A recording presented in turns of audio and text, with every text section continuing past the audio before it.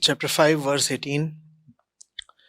The learned ones look with equanimity on a Brahman endowed with learning and humility, a cow, an elephant, and even a dog, as well as an eater of dog's meat.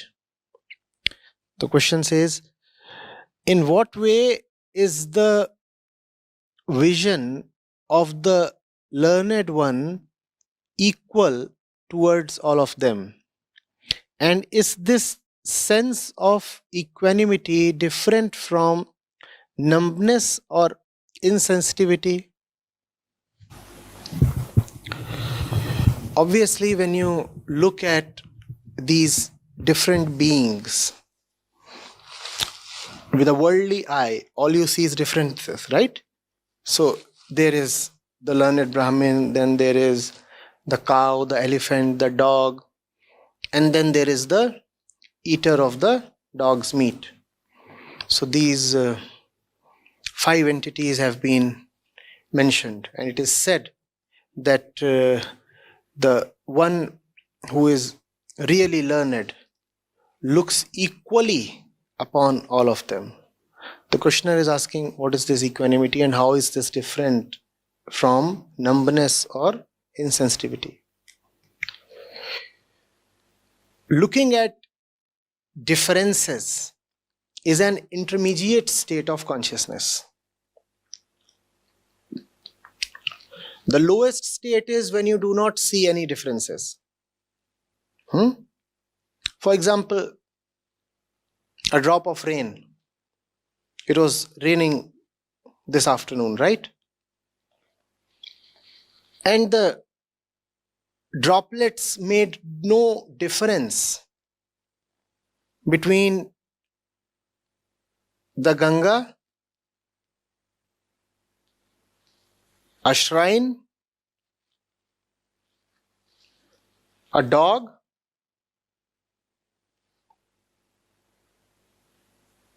and cow dung. Did it matter to a drop? Some of the drops fell into the Ganga.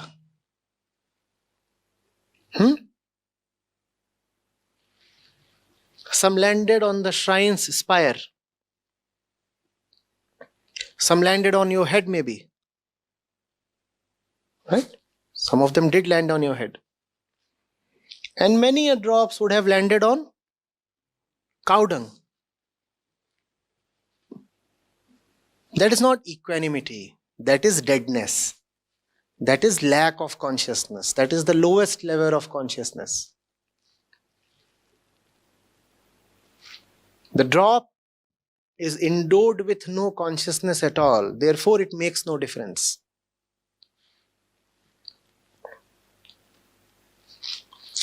Then there is the intermediate level of consciousness in which all that one sees is differences. That is what one popularly calls as consciousness itself. The more you see differences, the more conscious you are called, right? That's the worldly definition of consciousness. See diversity, see differences. You must be able to tell apart black from white and yellow from red. Then you are called conscious. If you are lying and somebody shows you yellow and red and you can't differentiate between them, you'll be probably called drunk or little unconscious or whatsoever.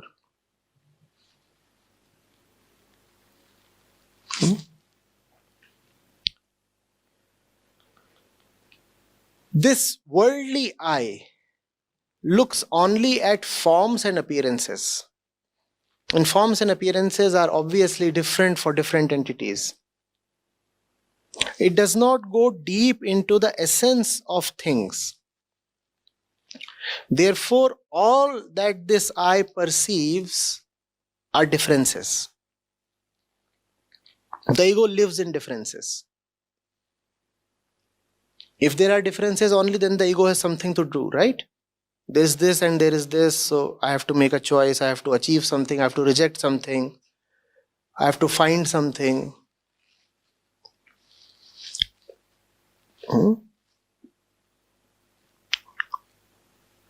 then there is a higher level of consciousness that is being referred to in this verse. At this level,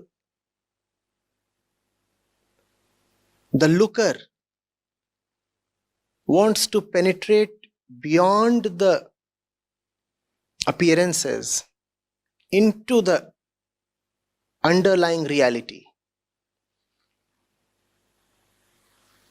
Where are the appearances coming from?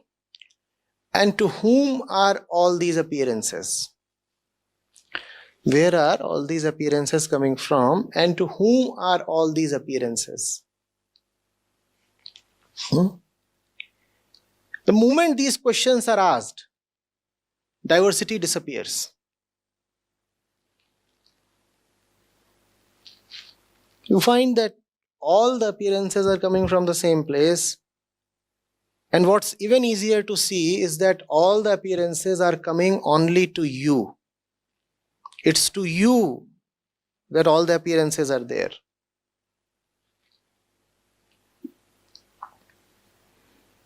And why do you see all of them? You see all of them because you are searching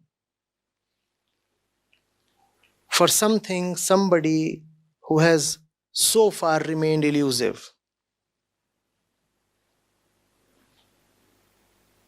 You are the one who is seeing things, different things.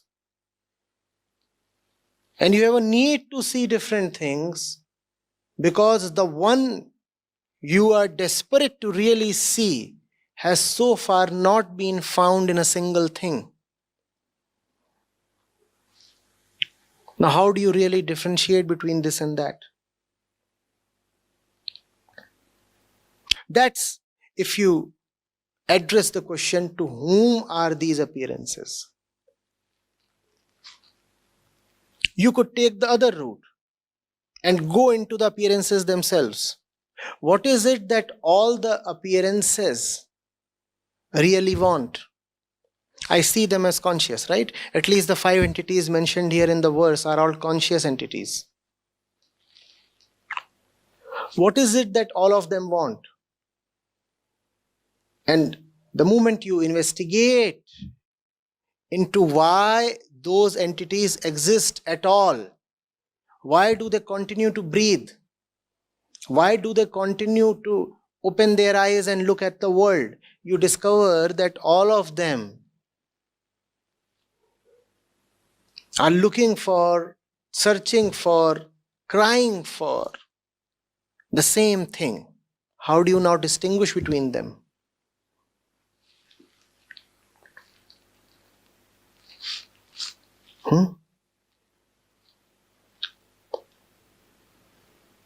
The most learned priest really wants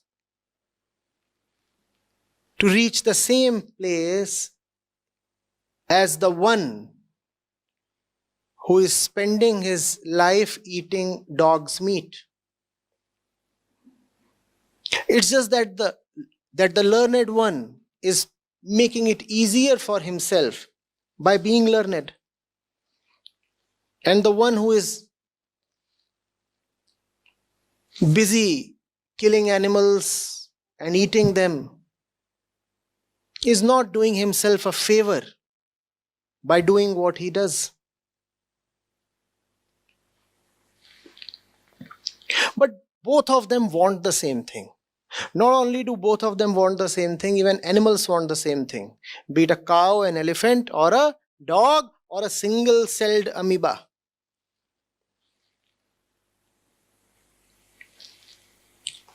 As if life itself exists to reach one common, shared, and ultimate destination. Doesn't matter what the life form is.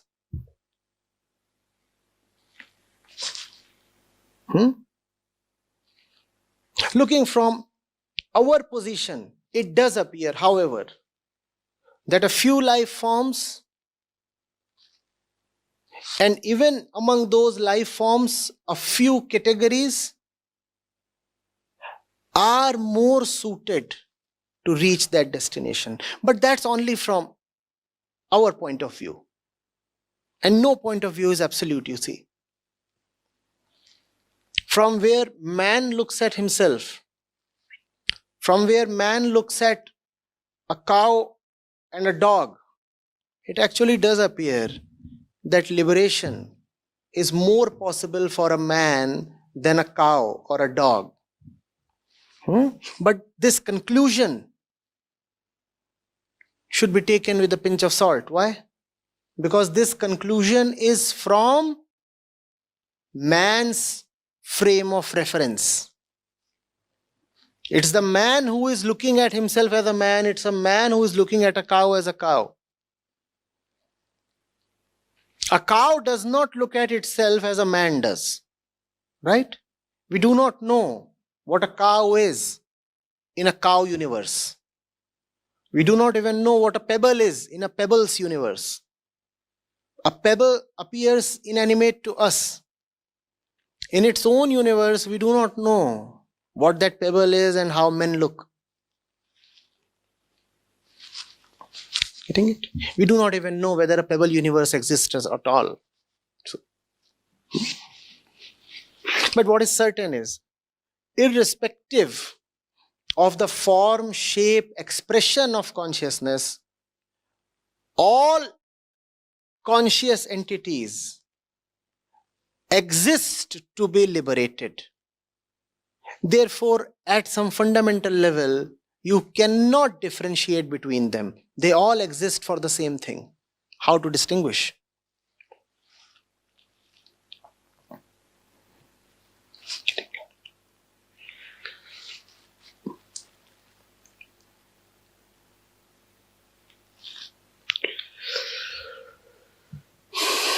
Ask anybody who has spent time with an animal.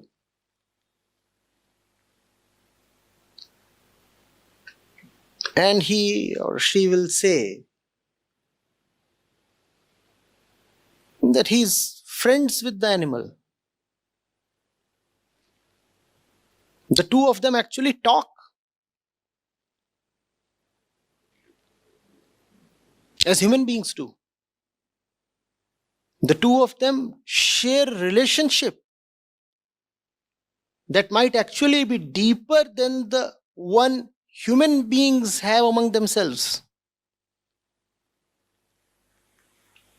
If that kind of a relationship is possible with an animal, how will you distinguish between an animal and a human being? But that you see only when you first of all come close. If you do not come close, then from a distance you will see only the exteriors. And when you see the exteriors, all you see is differences.